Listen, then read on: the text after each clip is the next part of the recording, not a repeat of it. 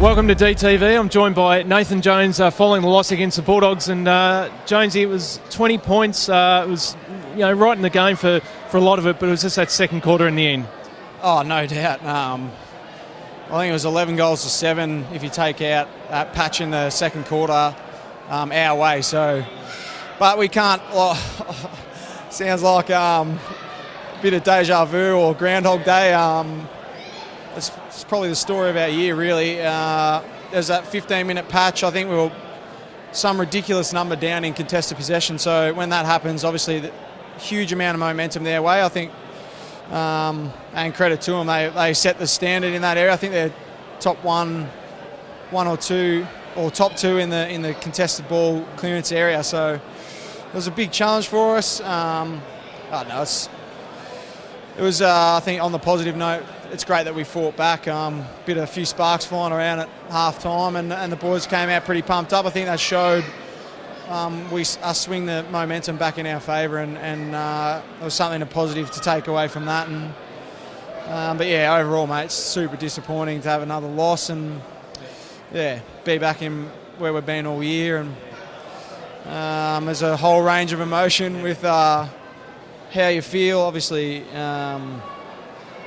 With a year of what we've had, so much stuff going on, coaches, CEOs, presidents. Then obviously the number one thing's our results.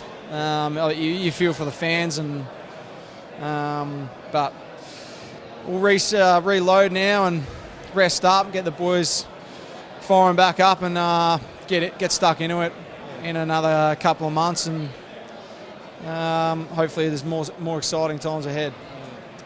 How hard has this year been? I mean, you've just mentioned a few things that you've had to go through, and now it's at the end. Is it a bit of a relief? It has to be, I guess, in some ways. But you've lived through it as a player. How do you sort of assess this year in a couple of words or sentences?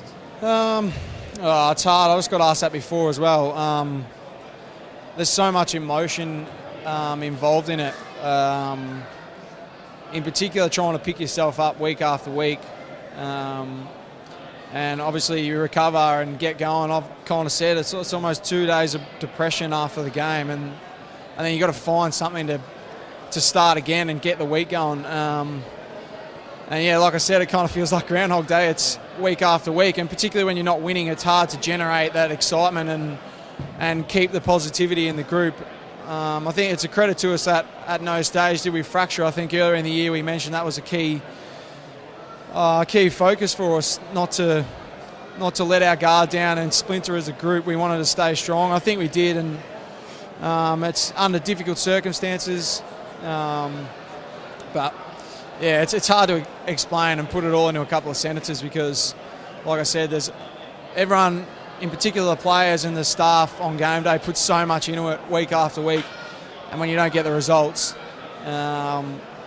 you feel for the fans because, on the flip side, that's what they're doing, preparing every week and rolling through the gates to support us.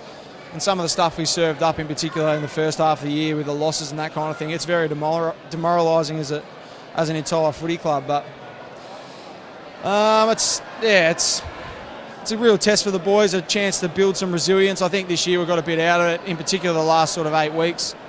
But from here, mate, rest up, reload, and go again. I think when your back's to the wall, you really find out the true test of a group, and it really tests the character. And I think midway through the year, we could have rolled over and said we've had enough, particularly some of the losses we'd had. But so, yeah, we've got to find something and start again, work on our deficiencies, and here we go again. Maybe a couple of words on Aaron Davey. It's his last game today for the club. You've played a fair bit of footy with him. Just your thoughts on Aaron's effort today and just him as a career at the Melbourne Footy Club. I think he transformed the game, and he wound back the clock today with some of the stuff he did. In particular, the rundown tackles, the forward pressure kind of stuff. That's where he kind of made a name for himself. And words can't describe a player like him, obviously, because best and fairest winner. He's just all the players love him. Just super talented. He just lights it up.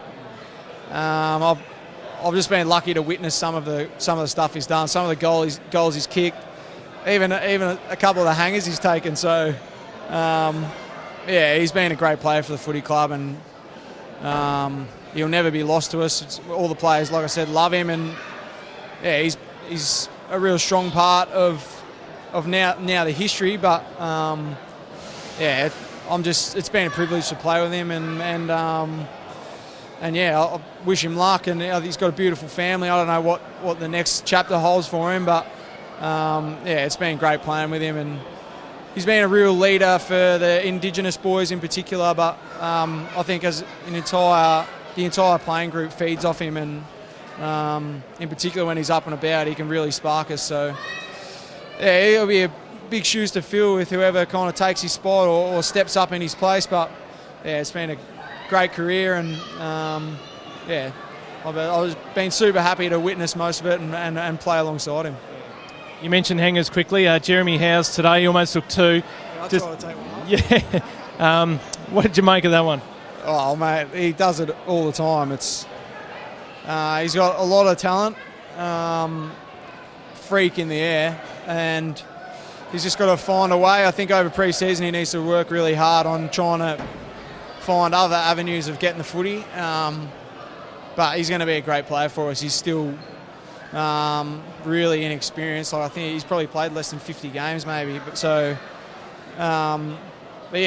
going to develop into obviously a really dangerous forward, but I think he can push himself up into the middle. He's one of our better runners, and it's something he's going to have to work on. But he's a human highlights package, really. He's unbelievable, some of the stuff he does. Even the players from opposition teams just shake their head. So, he's got a super amount of talent, and I'm excited at what he can produce once he kind of pulls it all together and he becomes a complete player.